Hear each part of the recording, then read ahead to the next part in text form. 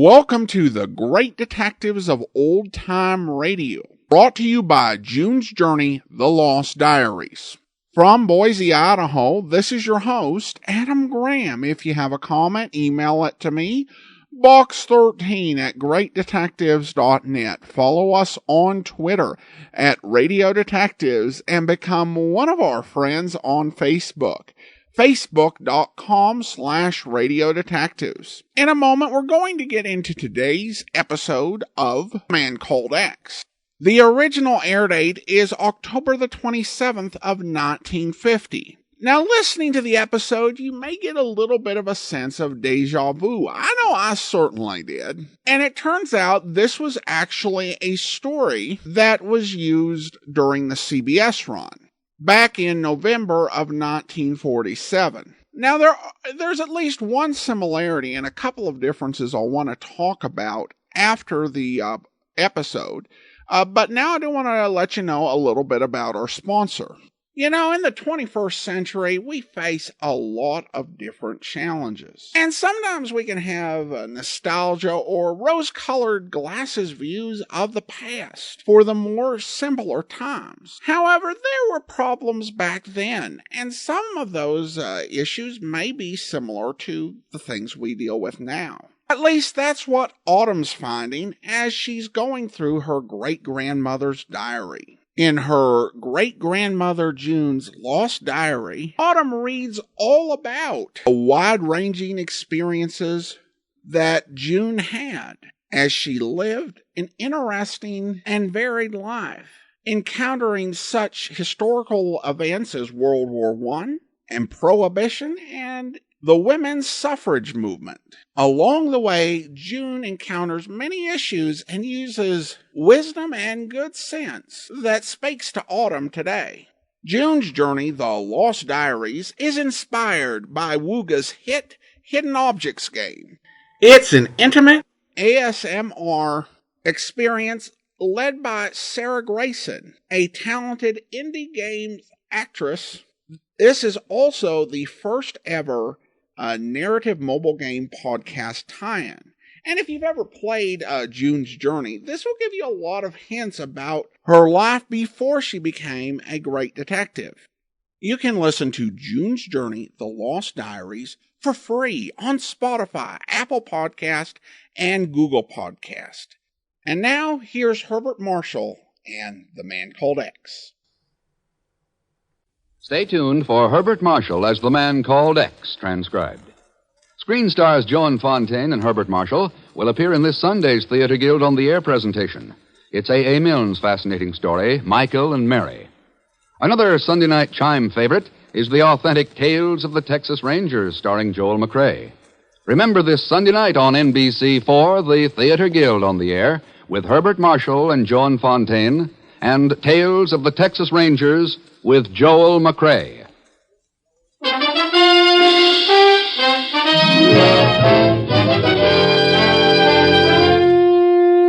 The National Broadcasting Company presents Herbert Marshall as Ken Thurston, The Man Called X. Wherever there is mystery, intrigue, romance, in all the strange and dangerous places of the world, there you will find The Man Called X.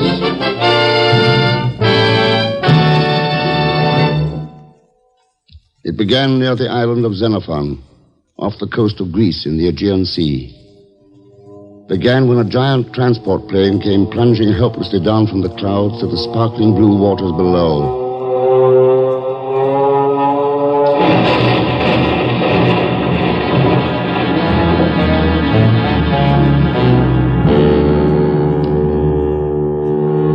One day later, in Athens, Greece, the disaster that hit that plane caused another.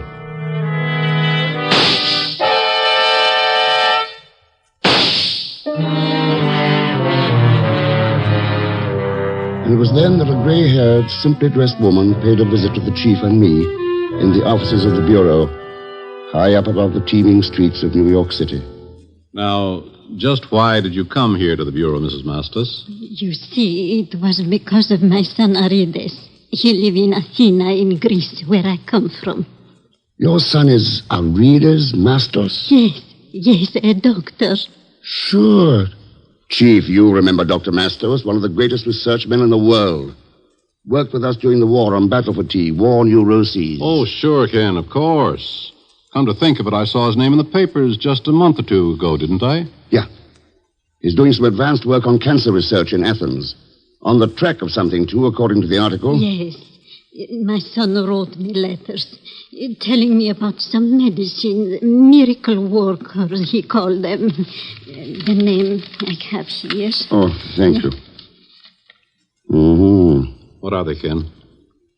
Radioactive isotopes, Chief. Isotopes. Miracle workers of science is right. They've been using them as tracers to determine the cause of certain diseases. Chief, radioactive isotopes might hold the clue to curing any number of diseases. Tuberculosis, cancer. Apparently, Dr. Mastos is going to use them in his cancer research. No. No, Arides will never use them. Oh? You see, my son is dead. Oh, I'm sorry. He was shot to death. Shot? Then that's why you came to us. You want us to find his killer? No. No, I do not believe in revenge. What is done is done. My son is gone. But his work must live on. And yesterday I get another letter from a friend in Athens. These things my son wants have never arrived. I see. Go on, please. So I go to the company today. What company, Mrs. Mastos? The Cedar Mercantile Company. Cedar Mercantile Company.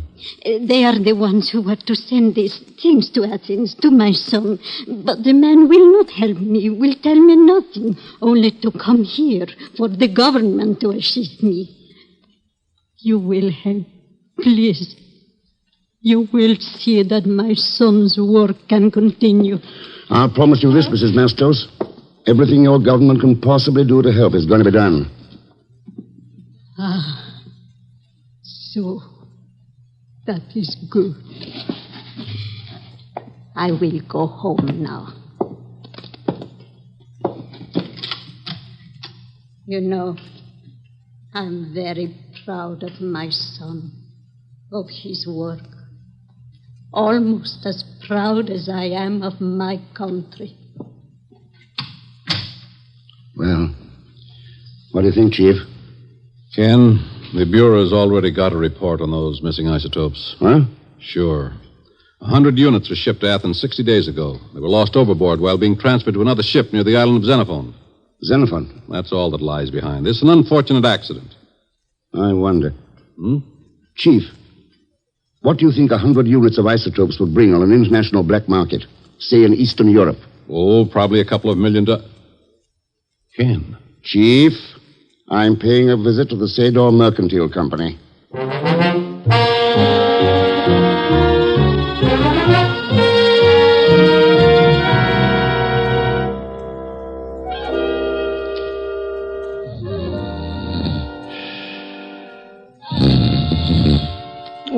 Pay the man out of petty cash, Herman. It's only $2 million.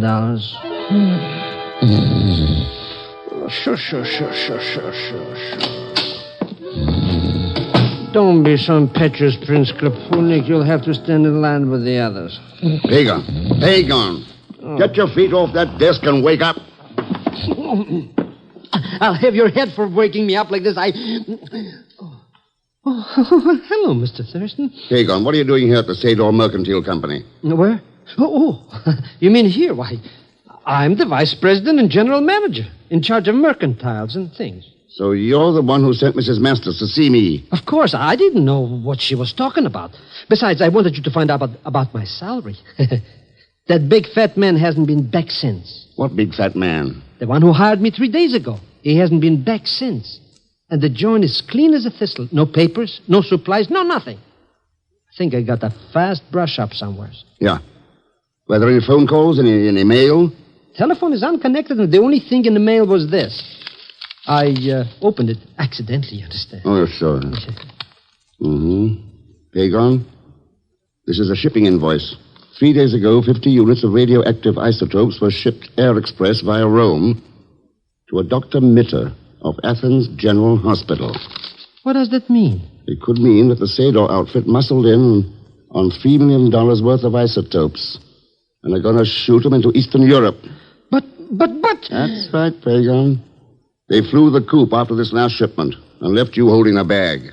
Oh, Mr. Thurston, then I'm working for crooks and not even getting paid in salary. Oh, I feel sick. Yeah, so do I. And I'm going to see a doctor. What doctor? Dr. Mitter at the General Hospital in Athens.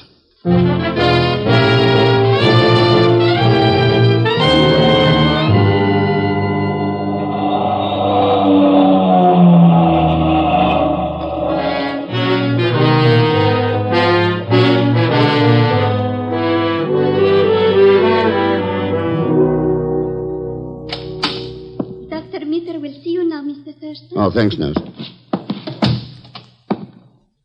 Well, You seem surprised, Mr. Thurston. I am. I didn't expect Dr. Mitter to be so feminine. Someone should have told you that the name is Eleanor Mitter. Won't you sit down? Thanks. You wish to speak with me concerning radioactive isotopes and our interest in them here at the Athens General Hospital. That's right. What can you tell me about him? We had a great man working at this hospital, Mr. Thurston. Dr. Aridus Mastus. I know. Do you also know that he was very close to determining the cause and the possible cure for cancer? So he applied for radioactive isotopes under the ECA grants to Greece. He did. And the hospital contracted with the Sador Mercantile Company to send the isotopes from the United States to Athens. 100 units of them? Yes. It's a pretty large order for one hospital to handle, isn't it? Cancer is a pretty large order for humanity to handle, Mr. Thurston. What happened to him? The first shipment was lost at sea. Wasn't another 50 units shipped by air express a few days ago? It was. But the plane crashed off the island of Xenophon 2 days ago. Oh, Xenophon. That was the scene of the first loss, too, wasn't it? It was. Coincidence? What else could it be? They were both accidents. Yeah. What about Dr. Mastos' death, Dr. Mitter? Was that an accident, too? Dr. Mastus was murdered, Mr. Thurston, while resisting a bandit who was attempting to rob him. You're sure that's what it was? I am not interested in theories about murder. Only in carrying on Dr. Mastus' research, if I am able. Could you persuade your government to ship us still additional units of isotopes? It's asking us to stretch our generosity a bit, isn't it? We have no place else to turn. There's always the black market, Doctor. Mr. Thurston, there is no black market in radioactive isotopes. Yeah. Oh, well. Thanks for the information, Dr. Mitter. I'll see if I can do anything for you. Bye, Doctor. Goodbye, Mr. Thurston. And thank you. Sparta 2573, please. Hello. This is Dr. Mitter. Mr. Ken Thurston was just here. He might possibly be taking the steamer to Xenophon. And it is also possible that Mr. Thurston is the man called X.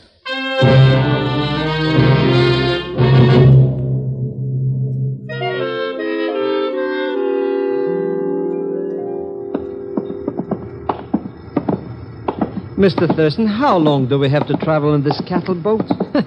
Already my stomach is telling my nose to move away. Cheer up, Pagan. We'll be in Xenophon in 24 hours. Now, this should be our cabin. Here. Yes? Hello, you must be Colonel Creighton. And if I am? The passenger agent tells us we'll be sharing this cabin. The ship's pretty crowded and... Yes. I've already been informed of these miserable arrangements. The very idea of a member of the King's personal guard being forced to share his quarters with strangers. We're not complaining, Colonel. Why should you? Just bear in mind, please, that this enforced proximity does not entitle you to any social amenities. Now, if you'll excuse me, I shall leave for dinner. I trust the cabin shall be in an orderly condition upon my return. Well, What a stiff shirt. Am I going to tell him a couple of things or two? Yeah, sure. Let's put our bags away, Pagan. Yep, come here. Well, good evening, gentlemen. Good evening. Your pardon for this intrusion. My name is Dmitro Sedov. Mr. Thurston, it's him, the big fat man. Yes, you recognize me. My girth is difficult to disguise. You crooked, no good, cheating me out of my salary. I'll have the law on you. I'll punch you black and blue. Mr. Thurston, do something. That won't be necessary, Pagan. Quite right, sir. Quite right.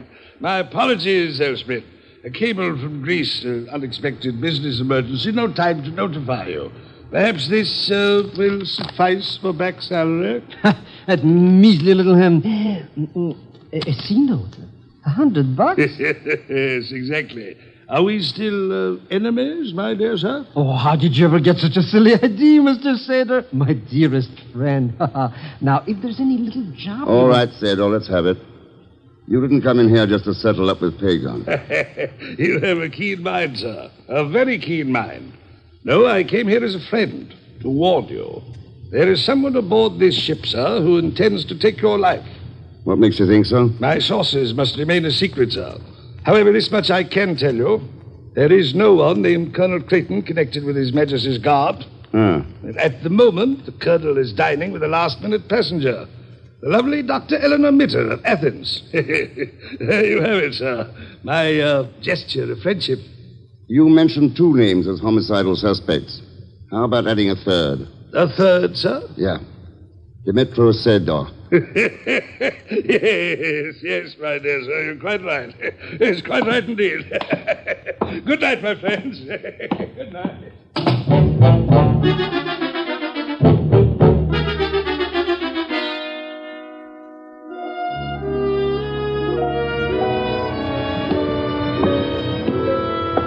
Sharing part of this rail, Dr. Miller? The deck is free to all passengers, Mr. Thurston. Oh, thank you. Pretty lonely out here at this hour of night, isn't it? That's why I chose it. I prefer quiet and solitude on the nights before I operate. Operate? That is why I'm traveling to Xenophon. The pilot of the plane carrying the isotopes had his skull fractured in the crash. Oh. Funny thing about that crash, Doctor. Oh? Yeah, I checked on it. The weather was calm and clear. Too bad if the pilot died during the operation and couldn't tell how it happened.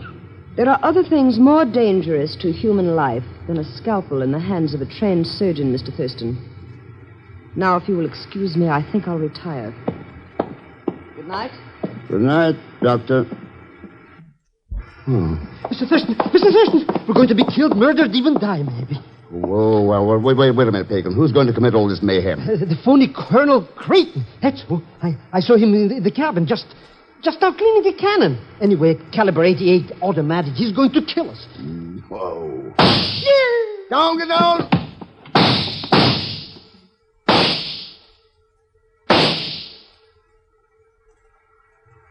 All right, Pagan, dig your nose up out of that deck. Whoever it was is gone in the shadows. Whoever it was, huh? Yeah. Who else could it be but that no-good colonel? Dr. Mitter left in the direction of those shots. Look over there now. What do you see? That darkness? Nothing but a big shadow. Mr. Thurston, it's moving. It's coming towards us. Mr. Thurston. A pleasant journey, this one to Xenophon, is it not, Mr. Thurston? Yes. A very pleasant journey indeed.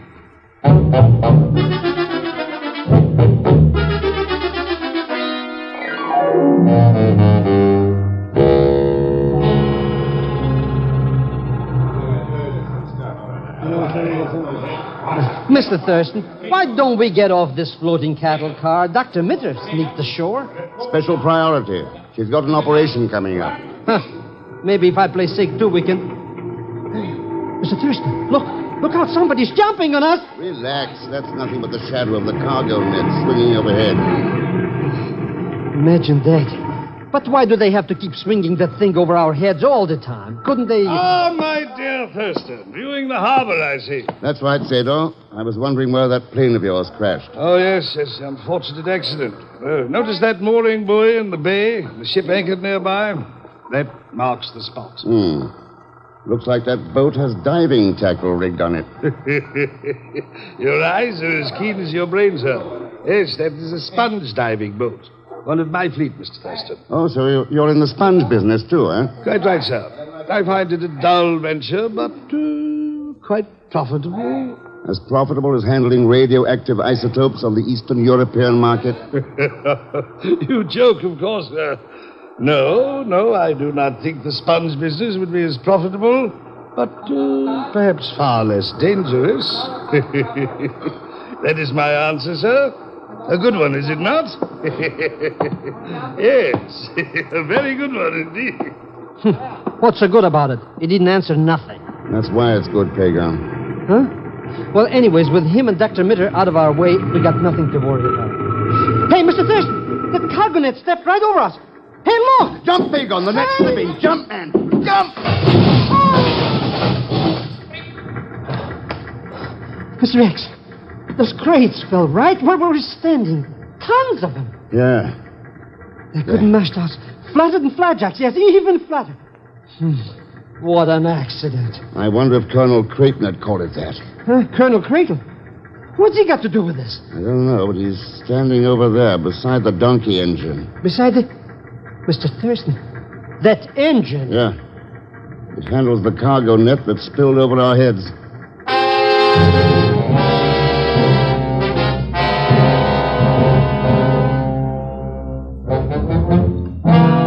Pagan, here, take this money. Circulate around the village. See what you can buy with it.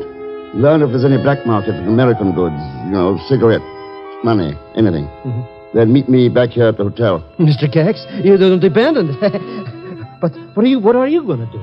Check on an operation. Huh? I want to see how dangerous a scalpel in the hands of Eleanor Mitter can really be.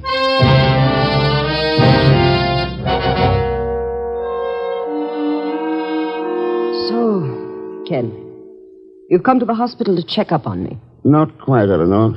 I want to talk to your patient, that pilot, about accidents to cargoes of isotopes. That is, if he's still alive. You talk like a fool. Do you think he deliberately fractured his skull in such an accident merely to make it look legitimate? No, I think the fractured skull was the only accidental thing about that plane crash. I see. And I suppose an unsuccessful operation would mean I deliberately let him die in order to seal his lips. Did he die, Eleanor? The operation was successful.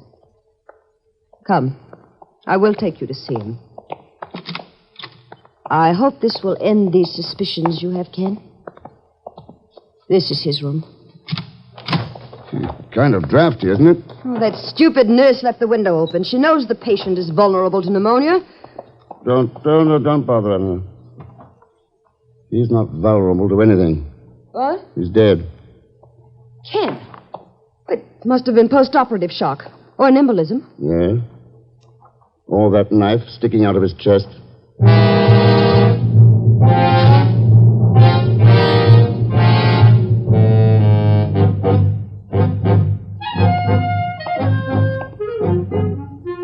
Now, let me see. Mr. X gave me 200 clams. I spent only 100. Mm-hmm. If I give him back 30, that makes a profit of $70. And not bad. Maybe I better figure out again. See that I don't cheat myself. He gave me 200 simoleons. Good evening, Mr. Zellschmidt. Oh, hello, Colonel Creighton. Nice night, isn't it? Now, let's see. 200 clams. That's right.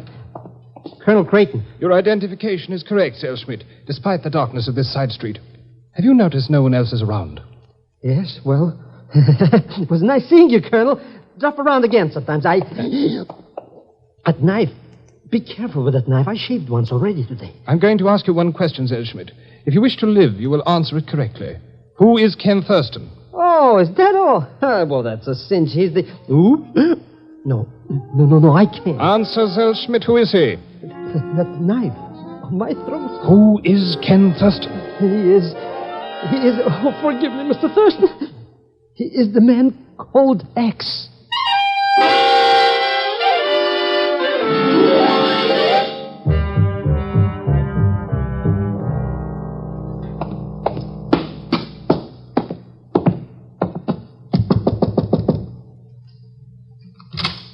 Ah, Mr. Thurston. Come in, sir. Please come in. Thanks. Oh, welcome surprise, sir. Most welcome. I must confess I expected you to call. Yes, we've got something to talk over. Perhaps we have, sir. Perhaps we have. What subject did you have in mind? Radioactive isotopes. By gad, sir, I admire you. Straight to the point. No beating around the bush with you, eh? Well, what for? We both know you were behind those accidents. Why not admit it? Why not, sir? Why not indeed? The airplane pilot is dead. There are no witnesses here. I don't mind speaking frankly. Good. Then tell me if I've got the record straight. Certainly, sir. You had a two-way purpose behind those accidents, Sador. Bleeding the ECA funds to Greece of some $3 million and seeing that those isotopes ended up in the country you're working for. I said you were a brilliant man, sir. Your deductions are quite sound. Unfortunately, I've succeeded only partially. Both shipments were lost at sea. I found it impossible to recover them. So you see, we've both lost. I have no isotopes. You have no proof of crime. Our little contest ends in a draw. Okay, Sador, that's that.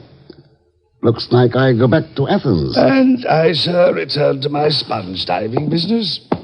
And by the way, if you're not familiar with the process, why not drop around tomorrow? I'll take you aboard one of my boats. You might find it interesting. Maybe I'll take you up on that, Sador. Good night. Good night, sir. Good night. Well, my dear, did you hear it all? You always were a talkative fool, Demetro. Why did you mention the diving? My dear Eleanor. Please me to be apparently frank, yet tell him nothing.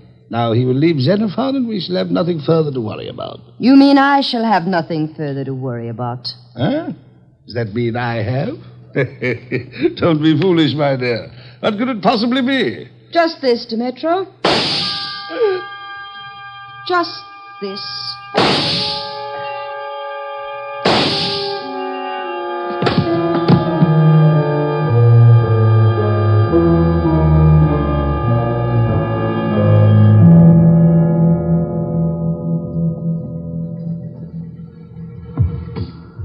Hello.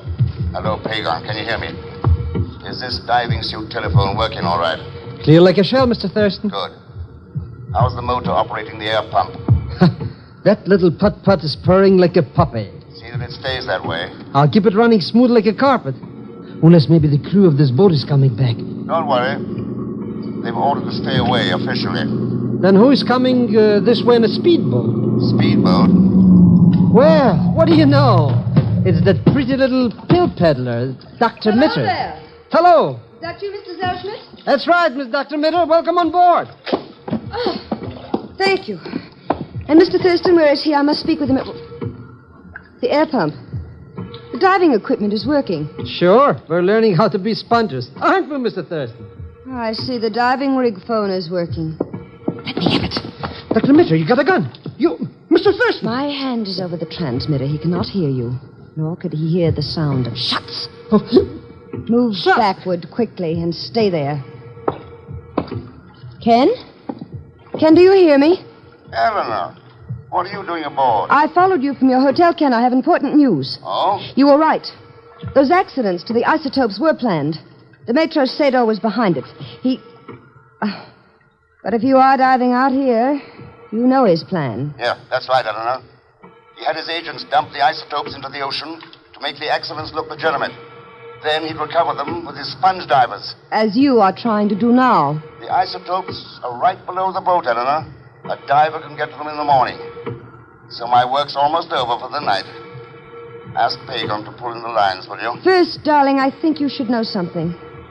Demetros Sador has a partner. I was working with him. Were you, Eleanor? But now that Sador is dead, all the profits shall be mine. Sador dead? Yes, darling, I disposed of him. As I did with the pilot. And as I am going to do with you. Pretty confident, aren't you? Why shouldn't I be? You'll find it rather difficult to breathe down there with your air supply gone. Too bad it had to end this way, darling, but...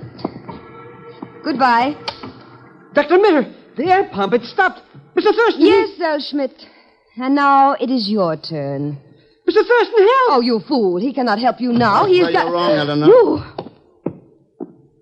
Better take our gun, Colonel. With pleasure. Let me have it, Doctor. All right, Thurston. You're alive. And Colonel Creighton. of the Athenian secret intelligence. Sure. You made a mistake not seeing the telephone wire going into the cabin.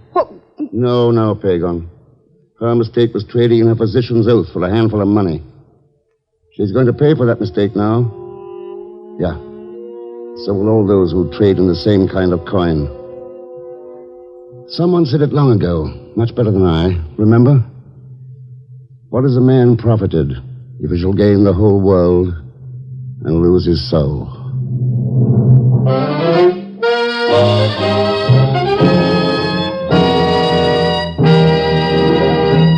And now here is our star, Mr. Herbert Marshall. Thanks for being with us. Next week, we've planned a low-key mystery for you, with a twist at the finish I think you'll find interesting and kind of startling. As usual, Leon Belasco will be along as Pagon Zellschmidt. So join us, won't you, when next I return as the man called X. Good night.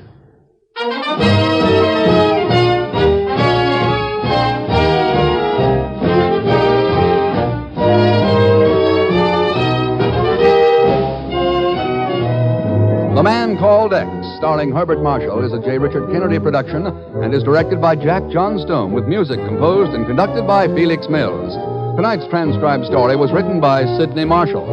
Heard in tonight's cast were Will Wright as the Chief, Alan Reed as Dimitros Sador, Joan Banks as Dr. Mitter, Dan O'Hurley as Colonel Creighton, and Peggy Weber as Mrs. Mastos. All characters and incidents used are fictitious.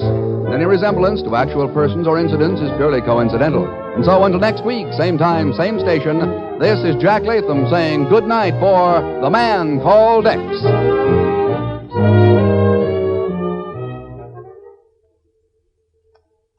Three chimes mean good times on NBC.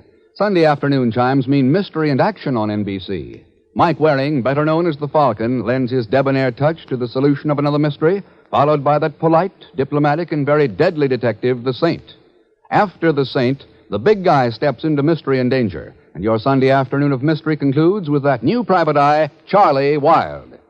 Welcome back. Well, these stories were very similar in some ways. In fact, in both of them, Alan Reed played the Sidney Greenstreet-style villain. However, I think it does say something about the direction of the show as to what actually changed. I noticed it when I looked back at my description for that episode, and I said it was about stolen medicine. And I wondered if somehow I just spaced out and was like, yeah, isotopes, medicine, the same thing. But no, actually the 1947 episode was about stolen medicine. It was a case of streptomycin being stolen in order to be sold on the black market. Here, the story is about isotopes being stolen, and some of that going to an Eastern European power, which I think reflects a change of focus of The Man Called X from being a post-World War II series primarily to some more of a Cold War footing, which I think we're going to see as the series goes on, because that was a pretty big difference. It also does come with the provision where the doctor asking, could you ship us some more isotopes after you've already lost some? I think with the antibiotic, that would be kind of understandable. We just, need more antibiotic. But in the middle of the Cold War, if you are continually losing radioactive material, I think it takes real nerve to say, please, may we have some more? Particularly when you're involved in the theft. I also didn't know if, and I didn't go back and listen to my whole commentary on that episode, but I really was struck listening to this by her attempt to cover up the murder by citing, different complications that could have led to the pilot's death, when there is a knife sticking out of his chest. Now, you can can get away with that to a little extent because, as a radio audience, we don't see the knife. And Ken Thurston is the one who pronounces the knife is actually there. But then if we think about it too much, we imagine, this doctor saying, there could have been many reasons for this death. And, Ken Thurston is just kind of fixated on this big knife sticking out of the chest. So that image becomes a bit silly, at least in my mind. Well, now I do want to go ahead and thank our Patreon supporter of the day. Thank you to William, Patreon supporter since February, currently supporting us at the rookie level of $2 or more per month. Thank you so much for your support. And that will do it for today. Join us back here for Mystery is My Hobby, and then we'll be back next Wednesday with another episode of The Man Called X. In the meantime, send your comments to box13@greatdetectives.net. Follow us on Twitter at Radio Detectives and become one of our friends on Facebook, facebook.com/Radio Detectives. From Boise, Idaho, this is your host, Adam Graham, signing off.